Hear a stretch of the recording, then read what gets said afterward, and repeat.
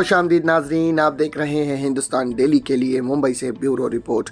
नाजरीन, इससे पहले की खबरों में आगे बढ़ें, आइए नजर डालते हैं आज की 3 बड़ी हेडलाइंस पर। भतीजे को मात देने के लिए चाचा का मास्टर प्लान, क्या रंका का कांग्रेस में होगा विलय, ताकि ना रहेगा बांस ना बजेगी बांसुरी। मराठी बनाम गुजराती मामला, घाटकोपर में तोड़ा गया गुजराती भाषा का बोर्ड, घटनाओं को दिया जा रहा है तूल। सावधान वरना हो जाएंगे जालसाजों का शिकार, त्योहारी सीजन में ऑनलाइन शॉपिंग का ऑफर, कहीं खाली न कर दे अकाउंट। देखा नाज़रीन, ये थी आज की 3 बड़ी हेडलाइंस। अब बढ़ते हैं खबरों की जानिब। रंका में फूट के बाद पार्टी पर कब्जा करने के लिए चाचा शरद पवार और भतीजे अजीत पवार के बीच जबरदस्त माइंड गेम चल रहा है। इस मुद्दे पर सोमवार को एक बार फिर चुनाव आयोग में सुनवाई होगी। वहीं सूत्रों की माने तो शरद पवार अपने भतीजे अजीत पवार को मात देने के लिए एक मास्टर प्लान पर काम कर रहे हैं।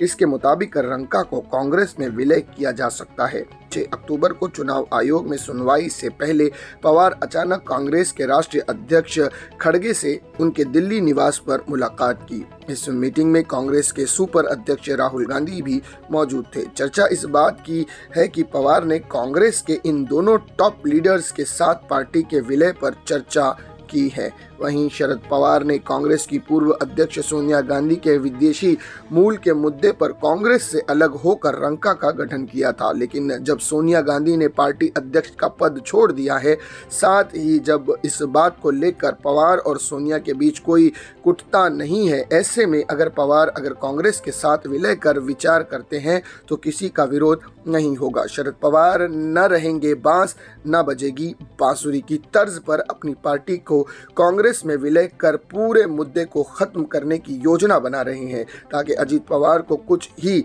हासिल न हो। अजीत का दावा है कि पार्टी के 40 विधायक उनके साथ हैं, ऐसे में पार्टी के नाम और चुनाव चिन्ह पर उनके गुट का हक बनता है। शरद पवार को इस बात का डर सता रहा है कि केंद्रीय चुनाव आयोग शिवसेना की तर्ज पर पार्टी के नाम और चुनाव चिन्ह को अजीत पवार गुट को दे सकती है। अगर ऐसा होता है तो फिर पवार की इमेज को बड़ा झटका लगेगा। इसी को ध्यान में रखते हुए अब उन्होंने कांग्रेस के साथ पार्टी के विलय करने का विकल्प भी खोज लिया है। तो ये थी नाज़रीन अब तक की पहली बड़ी खबर। आइए बढ़ते हैं अब दूसरी खबर की जानिब। मुलुंड में गुजराती बनाम मराठी की चिंगारी दूसरे इलाके में भी सुलगती दिखाई पड़ रही है। घाटकोपर में भी ऐसा ही कुछ मामला देखने को मिल रहा है। शनिवार रात घाटकोपर के हवेली ब्रिज के बने छोटे से पार्क में मुहाने पर लगे गुजराती भाषा के बोर्ड को तोड़ दिया गया और मराठी भाषा में माझा घाटकोपर जय महाराष्ट्र का बोर्ड लगा दिया गया। बता दें कि मानपा ने एन वार्ड कार्यालय के बगल घाटकोपर ईस्ट वेस्ट के ब्रिज पर गुजराती समाज द्वारा मारू घाटकोपर गुजराती भाषा में बड़ा बोर्ड लगाया गया था। उद्धव बाला साहेब ठाकरे के गुट का एक कार्यकर्ताओं ने पूरी तरह से इसे ध्वस्त कर दिया। इसी जगह पर मराठी में होर्डिंग लगा दिया है जिसमें लिखा है माझा घाटकोपर जय महाराष्ट्र। पूर्व नगर सेवक प्रवीण छेड़ा ने बताया कि ये बोर्ड वर्षा पहले लगाया गया था। क्षेत्र में इस तरह की घटनाओं को तूल दिया जा रहा है। इस घटना के बाद घाटकोपर क्षेत्र में गुजराती और मराठी का मुद्दा तूल पकड़ने की संभावना में दिखाई दे रहा है। वहीं यूबीटी के विभाग प्रमुख सुरेश पाटिल ने कहा कि बाला साहेब ठाकरे के विचारों पर चलने वाले लोग हैं। हम महाराष्ट्र में मराठी अस्मिता को जिंदा रखने के लिए सड़क पर उतरेंगे। सभी राज्यों में स्थानीय भाषा को प्राथमिकता दी जाती है, लेकिन यहाँ पर कुछ गैर मराठी लोग मराठियों को दबाने का पूरा कोशिश कर रहे हैं, जिसमें हम बर्दाश्त नहीं करेंगे। तो ये थी नाज़रीन अब तक की दूसरी बड़ी खबर।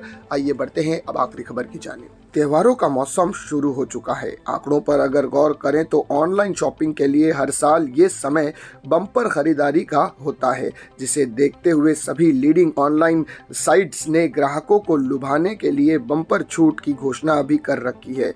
अपने अपने सेगमेंट में अमेज़ॉन, फ्लिपकार्ट, मंत्रा, जियो जैसी सभी बड़े ब्रांड और ऑनलाइन शॉपिंग कंपनियों ने ऑफर की बौछार कर दी है। मगर शॉपिंग से पहले न्यूज़ ब्यूरो आपको छोटे छोटे टिप देकर आपकी इस खुशी को बरकरार रखना चाहता है, जैसे कि वह आपकी त्यौहार को इस मौसम में जालसाजों का शिकार न होने दिया जाए। ऑनलाइन शॉपिंग में इन दिनों फर्जी वेबसाइट की ढेरों शिकायतें आ रही हैं, जहां पर 100 ब्रांड आइटम्स अन्य साइट की तुलना में कुछ ज़्यादा से सस्ते और इंटरेस्टिंग कॉम्बो के साथ आपको ऑफर किया जाता है। ऑर्डर बुक कर देने के बाद आपको हफ्ते भर तक अपडेट भी आता रहेगा, जिसमें आपको प्रोडक्ट की बुकिंग से लेकर इसके शॉपिंग तक की अपडेट मिलती रहेगी, मगर अंत में आपको आपका ऑर्डर नहीं मिलेगा। उसके बाद जब आप उस साइट पर जाकर शिकायत करना चाहेंगे तो कोई नंबर नहीं लगेगा। फर्जी वेबसाइट से आपको अपडेट भी मिलना बंद हो जाएगा। अब क्या करें क्या ना करें, इस विषय पर बात करते हैं। अपने ऑनलाइन शॉपिंग अकाउंट की सिक्योरिटी सेटिंग को लगातार सुरक्षित रखें। हर शॉपिंग के बाद हो सके तो उसे बदल दें। फ्री वाईफाई या फ्री में दूसरे असुरक्षित कनेक्शन के वक्त ऑनलाइन पेमेंट करने से बचें। चेकआउट के वक्त हिडन शिपिंग चार्जेस से या टैक्सेस पर जरूर निगाह डालें। HTTPS वाली साइट पर जाकर आप शॉपिंग करें। पुशिंग मेल्स या सोशल विज्ञापन पर भरोसा न करें। अगर साइट आपके पेमेंट मोड पर ATP की मांग कर रही है तो उससे सावधान हो जाएं।